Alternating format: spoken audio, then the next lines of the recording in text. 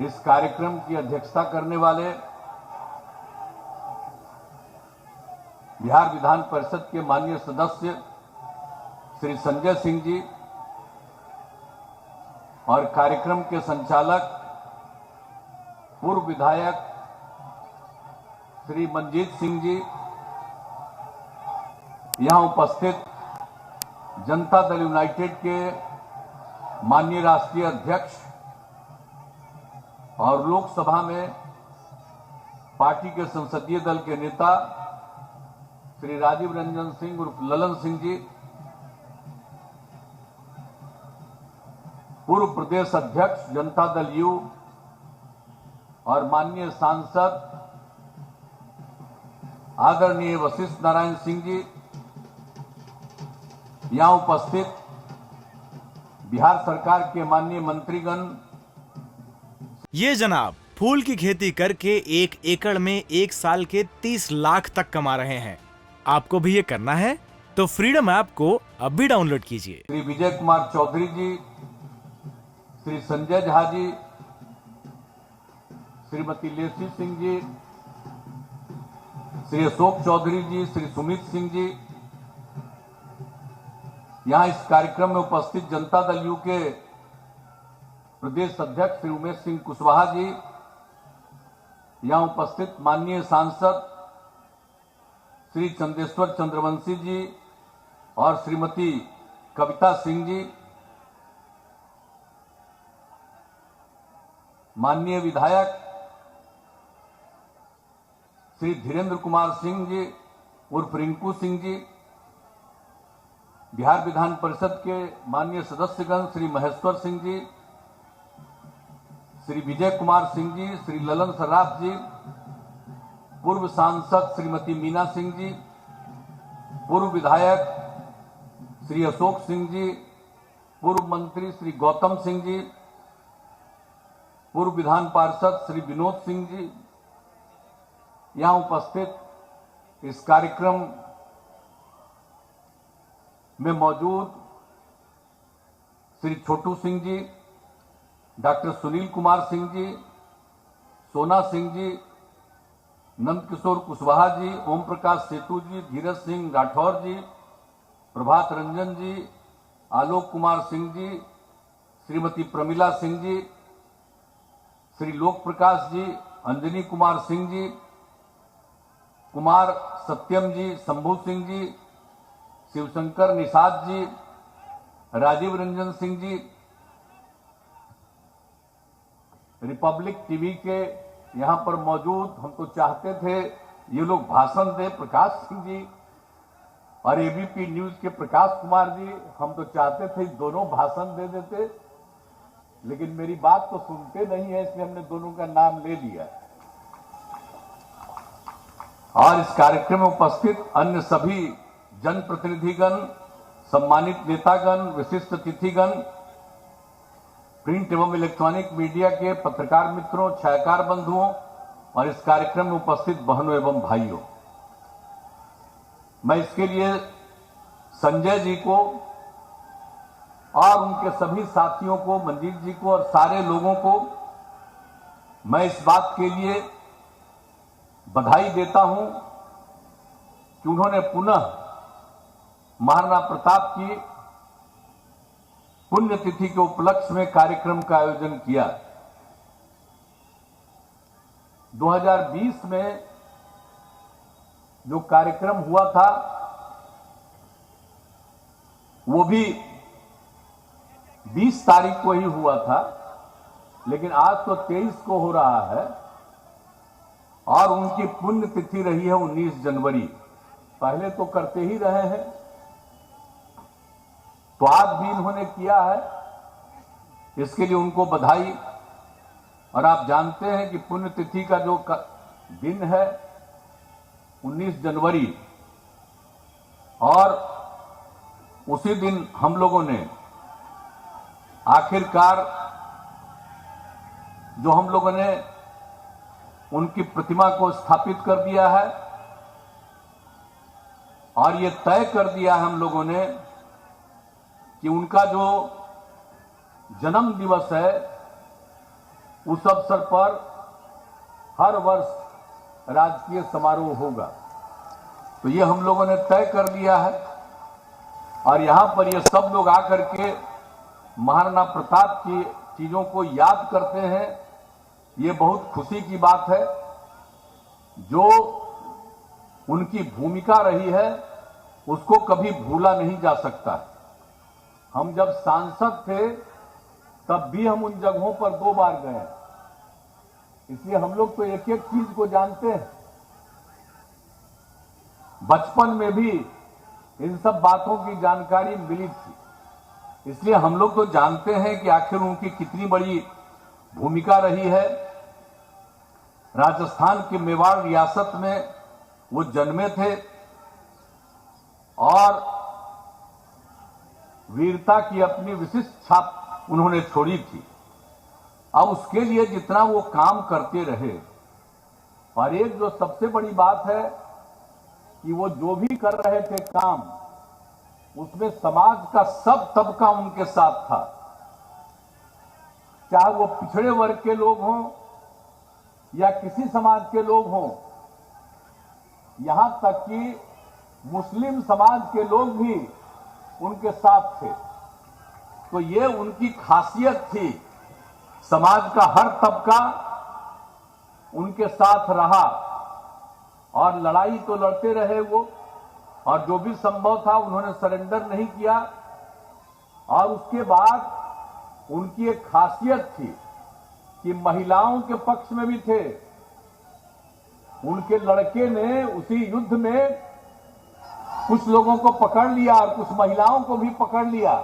जब इनको मालूम हुआ तो उन्होंने मना किया कि तुमने महिला को क्यों पकड़ा, महिलाओं को छोड़ो, और महिलाओं को छोड़ दिया। तो सोच लीजिए, आजकल जो हम लोग महिलाओं के लिए सम्मान करते हैं, सब अति पिछड़ों के लिए, अनुसूचित जाति जनजाति सबके सम्मान के लिए काम करते हैं, हर समुदाय के लोगों के लिए काम करते हैं। तो जो कुछ भी इन्होंने किया अपने महाराणा प्रताप जी ने, तो उनकी बात को किस तरह से लागू कर रहे हैं, एक एक चीज को हम लोग करते हैं। तो समाज के सभी तबकों को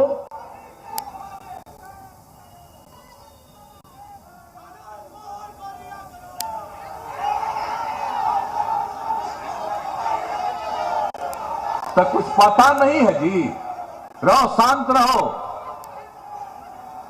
आपको पता नहीं है, उनकी पत्नी से पूछ लीजिएगा कि हम क्या कोशिश कर रहे हैं। तो कुछ जानते ही नहीं हो। आप बीच में भी यहां नारा लगा रहे थे, छोड़ो ना इसके लिए। अब जो भी है हम तो इसके लिए, चुप बैठो, शांत रहो, शांत रहो, बैठे रहो। ये सब की चिंता मत करो। और राजनीति में वो जो भी करें, और जब उनकी गिरफ्तारी हुई, जॉर्ज साहब के साथ हम सब लोग गए थे जेल में, और आप सब लोगों को मालूम थे, और यहीं पर है बैठे हुए राष्ट्रीय अध्यक्ष जी अभी है। और हम लोगों की तो शुभकामना रही है ना जी। हम तो कभी नहीं चाहते, हम तो इतना बार सबको कह रहे हैं। तो इसलिए ये सब चिंता मत करिए, हम लगे हुए हैं जी। अब ये सब बात काहे के लिए करते रहते हो, शांत रहो। ये सब बात को बोलने की कोई जरूरत नहीं। बोलोगे तो हल्ला होगा कि आप लोग क्योंकि मांग कर रहे हो इसीलिए हो रहा है। ये सब बात मत करिएगा, ये सब सोचना नहीं चाहिए। तो खैर, अब आप निश्चिंत रहो, बैठो, शांत रहो। हम तो बता दिए हैं, अब काहे के लिए चिंता कर रहे हो। तो आप सब लोगों को मालूम है कि जो कुछ भी महाराणा प्रताप जी का योगदान है और जो भी उन्होंने सिखाया है, सब को याद रखना चाहिए। समाज के हर तबके को जोड़कर चलना चाहिए। ये भ्रम नहीं पैदा करना चाहिए कि सिर्फ उनका कोई जात से संबंध था। उनका संबंध सभी लोगों से था, समाज के हर तबके से था। इसलिए इस बात का हमेशा ख्याल रखिएगा। अरे उन्हीं के बाद में आप में से बहुत लोग जो बैठे हुए हैं उस जाति के, अब कैसे यहां पर आए और वहां से निकल करके दूसरी जगहों पर कैसे बसे और कितनी बड़ी संख्या में बसे, ये सब जानते हैं।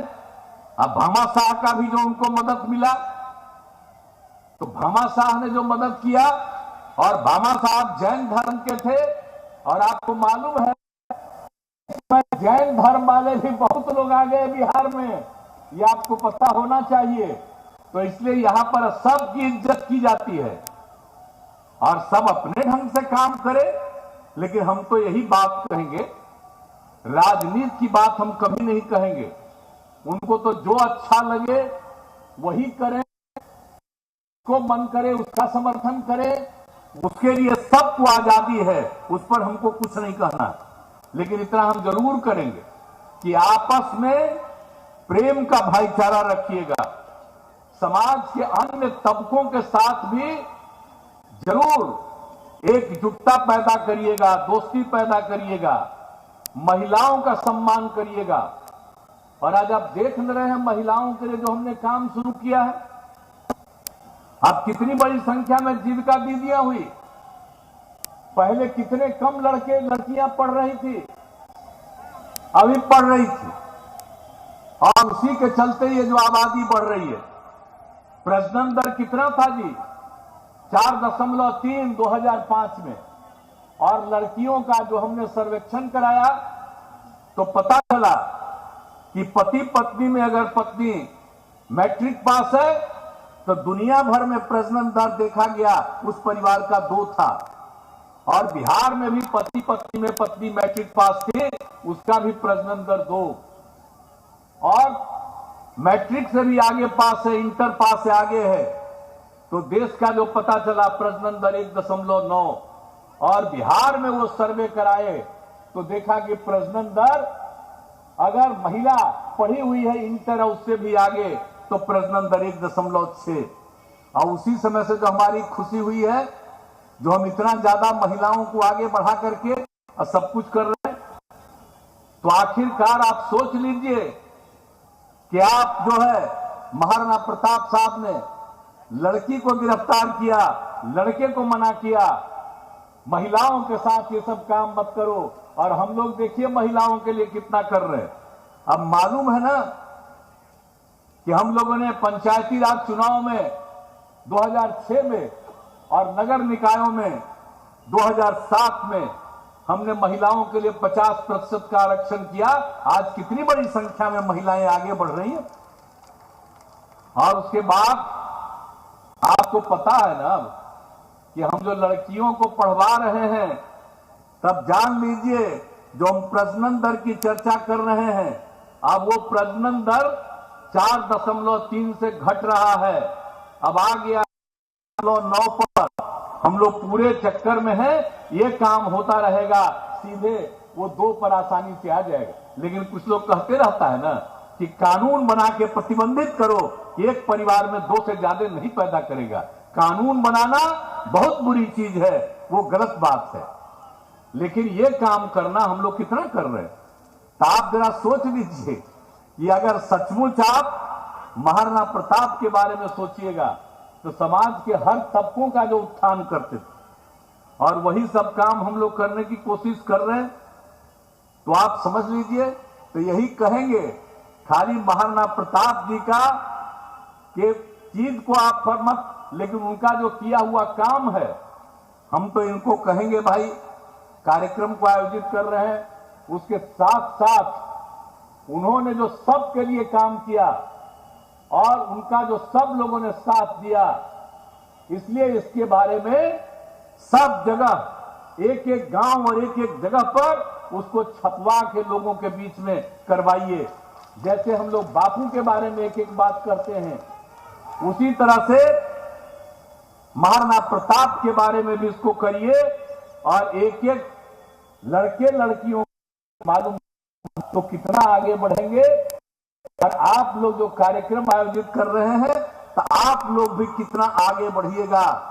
बहुत आगे बढ़िएगा, बहुत लोगों के साथ मिलकर के आगे बढ़िएगा और बहुत तरक्की करिएगा।